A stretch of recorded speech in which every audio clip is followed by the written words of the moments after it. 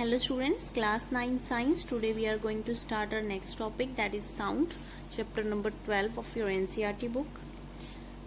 देखो, every day we hear sounds from various sources like humans, birds, bells, machines, vehicles, televisions, radio, etc. Sound is a form of energy which produces a sensation of hearing in our ear. ये कह रहा है कि हम हर दिन को बहुत सारी वेरियस टाइप्स ऑफ साउंड सुनते हैं, ठीक है. जैसे हम बोल रहे हैं, that is also a form of sound.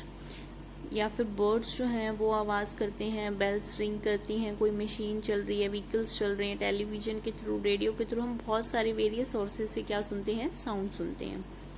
Sound जो है एक फॉर्म ऑफ एनर्जी है जो प्रोड्यूस होती है, which produces a sensation of hearing in our ear, जो एक सेंसेशन प्रोड्यूस करती है जिसकी वजह से हमारे कान जो है उसको सुन पाते हैं. कुछ वाइब्रेशंस जो है वो क्या करती है, प्रोड्यूस करती है, ठीक है. So they are other also forms of energy like mechanical energy, heat energy, light energy etcetera. We have talked about mechanical energy in the previous chapter. हमारे आसपास बहुत सारी डिफरेंट फॉर्म्स ऑफ एनर्जी हैं, जैसे कि mechanical energy, heat energy, light energy, ठीक है. और मैकेनिकल एनर्जी को हम ऑलरेडी प्रीवियस चैप्टर के अंदर डिस्कस कर चुके हैं. You have been taught about conservation of energy which states that we can neither create nor destroy energy. यही कंजर्वेशन ऑफ एनर्जी का लॉ है कि ये कहता है कि ना ही हम एनर्जी को क्रिएट करते हैं और ना ही उसको डिस्ट्रॉय करते हैं. We can just change it from one form to another. हम उसे सिर्फ एक फॉर्म से दूसरी फॉर्म के अंदर क्या करते हैं, चेंज करते हैं, ठीक है. When you clap, a sound is produced. जब आप क्लैपिंग करते हैं तब भी क्या होता है, एक साउंड प्रोड्यूस होता है. Can you produce sound without utilizing your energy? Which form of energy did you use to produce sound? In this chapter we are going to learn how sound is produced and how it is transmitted from one medium to another and received by our ear. वो कह रहा है कि इस chapter के अंदर हम पढ़ेंगे कि कैसे साउंड प्रोड्यूस होती है और कैसे हम एक जगह से दूसरी जगह को उसको हम क्या करते हैं, ट्रांसमिट करते हैं और हमारे कान तक उसको रिसीव कर पाते हैं और सुन पाते हैं उसे. सबसे पहले देखो प्रोडक्शन ऑफ साउंड. यहाँ पे एक एक्टिविटी है 12.1. Take a tuning fork and set it vibrating by striking its prong on a rubber band. Bring it near your ear. Do you hear any sound? ये कह रहे एक ट्यूनिंग फोक लो. Tuning फोक इस तरह से होता है, ठीक है. तो इस तरह से एक ट्यूनिंग फोक है जिसको हमने वाइब्रेट करवाया. अब वो कहता है कि उसको अपने पास लेके आओ कान के, क्या आपको उसकी कोई आवाज सुनाई देगी. Touch one of the prong of the vibrating tuning folk with your fingers and share your experience with your friends. Now suspend a table tennis ball or a small plastic ball by a thread from the support. Take a big needle and a thread, put a knot at one place, one end of the thread, and then with the help of the needle pass through the ball. Touch the ball gently with the prong of the vibrating tune fork. Observe what happens and discuss with your friends. ये कह रहे कि इस तरह से आपने एक setup बनाना है कि आपने एक टेबल टेनिस बॉल ली, ठीक है, उसको थ्रेड से बांधा और इस तरह से उसको लटका दिया.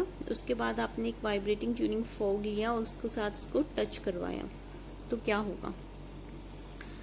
नेक्स्ट एक्टिविटी देखो. Fill water in a beaker और glass up to the brim. Gently touch the water surface with one of the prong of the vibrating tuning fork. Next dip the prongs of the vibrating tuning fork in water and observe what happens in both the causes. ये कह रहा है कि सबसे पहले आप एक glass of water लेंगे जो बिल्कुल ऊपर तक भरा हुआ है. उसके बाद आप एक वाइब्रेटिंग ट्यूनिंग फोक उसके ऊपर लगाएंगे, ठीक है. देन जेंटली उसको क्या करवाएंगे, टच करवाएंगे. फिर उसके बाद वो कह रहे हैं उसको डिप करेंगे पानी के अंदर थोड़ा सा. तब दोनों के अंदर आपको क्या महसूस होगा. इस तरह से आपने उसको डिप कर दिया, ठीक है. From the above activities, what do you conclude? Can you produce sound without a vibrating object? ये कह रहा है कि क्या आप कोई भी साउंड प्रोड्यूस कर सकते हैं बिना उसको वाइब्रेट करवाए, बिना उसको चेंज किए उसकी पोजीशन को. In the above activity, we have produced sound by striking the tuning fork. We can also produce by plucking, scratching, rubbing, blowing or shaking different objects. ये कह रहा है कि इसके अंदर हमने इसको क्या किया, स्ट्राइक किया मतलब किसी चीज से टकराए उसको और उसको वाइब्रेट करवाया ताकि उसके अंदर क्या प्रोड्यूस हो, साउंड प्रोड्यूस हो।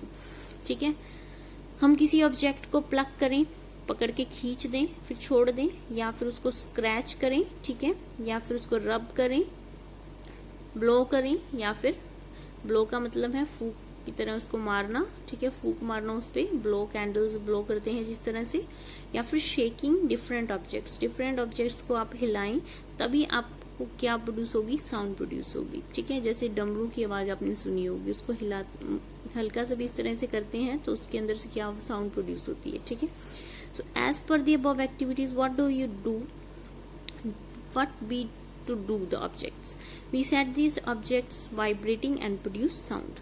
Vibration means a kind of rapid to and fro motion of the object. ये कह रहा है कि इन सब केसेस में हम क्या कर रहे हैं, ऑब्जेक्ट को वाइब्रेट करवा रहे हैं ताकि उसमें से क्या प्रोड्यूस हो, साउंड प्रोड्यूस हो। ठीक है, तो वाइब्रेशन का मतलब क्या है, वाइब्रेशन का मतलब होता है किसी भी ऑब्जेक्ट का रैपिडली मतलब फास्ट उसका टू एंड फ्रो मोशन करवाना।